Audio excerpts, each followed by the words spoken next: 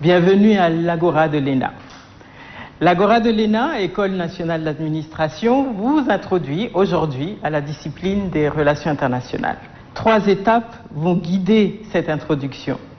Tout d'abord, je vous présenterai les caractéristiques de cette discipline, ensuite son champ d'application et pour terminer, quelques enjeux de cette discipline pour l'Afrique et le Tchad. Au début, les penseurs des relations internationales sont partis du constat général et simple de que nous vivons dans le monde. C'est-à-dire que nous vivons dans un voisinage, un pays, un continent ou la planète Terre. Et dans cet espace, chacune et chacun d'entre nous, que ce soit des personnes, des groupes, des communautés, des sociétés ou des États, nous sommes tous des acteurs de ce monde. Ainsi pensée, la discipline des relations internationales analyse les relations entre ces différents acteurs. Plus précisément, et de manière plus moderne, les relations internationales se définissent comme les études des relations entre les acteurs à l'intérieur des États, entre les différents États et entre les États et les autres institutions appartenant à ce système. Les relations internationales sont donc classées dans le domaine des sciences sociales et humaines et plus précisément des sciences politiques. C'est une discipline qui est relativement nouvelle en comparaison à d'autres disciplines comme par exemple la mathématique qui selon certaines sources, la mathématique, existe depuis plus de 20 000 ans avant notre ère. Bien sûr, les gens apprennent à compter avant d'apprendre à écrire. Mais bon, ce qui nous intéresse ici, c'est les relations internationales. Et les relations internationales existent depuis la fin du 19e siècle, c'est-à-dire qu'elle a à peine 100 ans d'existence. La discipline des relations internationales est une discipline également transversale, c'est-à-dire que pour analyser ces relations, elle se base sur les connaissances de l'histoire, de la géographie, la culture, la sociologie, la linguistique, l'économie, la communication, et même les sciences naturelles comme la biologie et bien sûr la politique. Quel est le champ d'application des relations internationales? Quand vous étudiez les relations internationales, vous obtenez des connaissances dans 5 domaines principaux. Le premier est celui de la théorie des relations internationales. Il y a des théories ou des modèles d'idées qui expliquent ou mieux interprètent comment se tissent les relations internationales. Vous avez par exemple dans ces théories la théorie du réalisme, la théorie du libéralisme, la théorie de l'idéalisme, du marxisme ou du constructivisme. Le deuxième domaine est celui d'étudier les organisations internationales. Vous les connaissez déjà toutes, les Nations Unies, l'Union africaine, l'Union européenne, l'OPEP, la CEDEAO, la CEMAC, la CEAC, l'OMC, l'OIT, etc. Et pour cela, on vous donne des éléments pour comprendre pourquoi elles existent, leur rôle, leur utilité ou non. Le troisième domaine d'étude est celui des relations transnationales.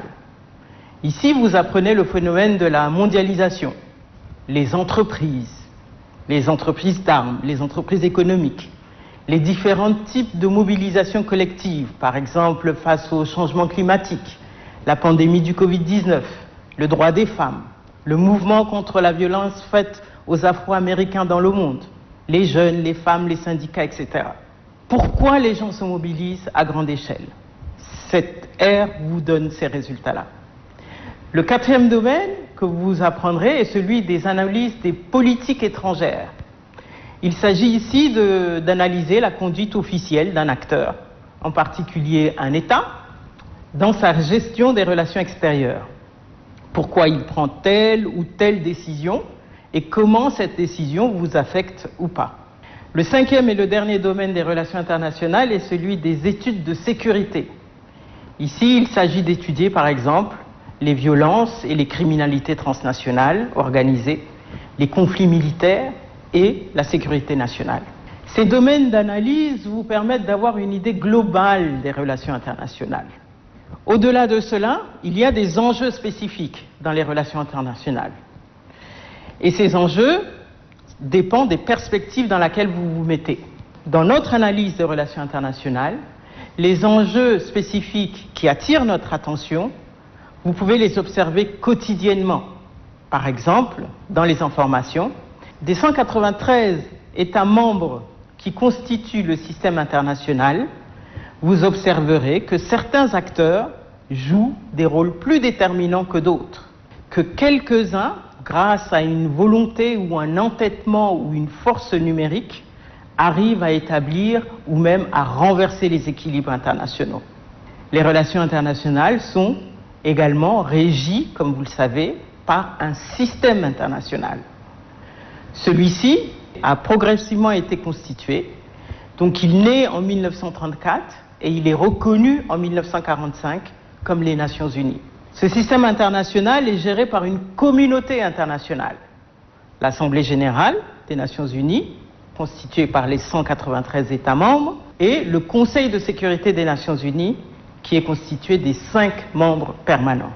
Avec comme mission première de veiller au maintien de la paix et de la sécurité mondiale, le système international a reçu, à travers ses 76 dernières années d'existence, un mandat pour intervenir dans des domaines de plus en plus étendus. L'assistance humanitaire, le développement durable et la consolidation de la paix. Avec ce mandat élargi, le système international s'est doté de toute une infrastructure de droits et d'obligations pour son fonctionnement. De cette capacité, des politiques, des stratégies, des méthodes, des instruments et des indicateurs internationaux ont vu le jour.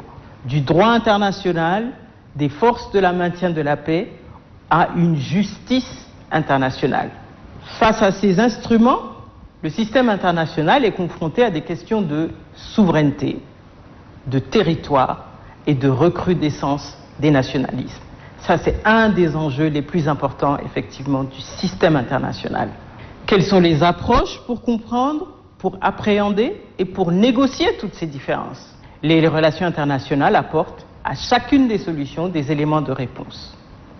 Un deuxième enjeu qui n'est plus tabou, qui est également pour nous, les Africains, comment positionner l'Afrique comme un acteur majeur du système des relations internationales? De notre perspective, et depuis toujours, et partant de sa position géographique sur le globe, l'Afrique a toujours été au cœur de l'action internationale.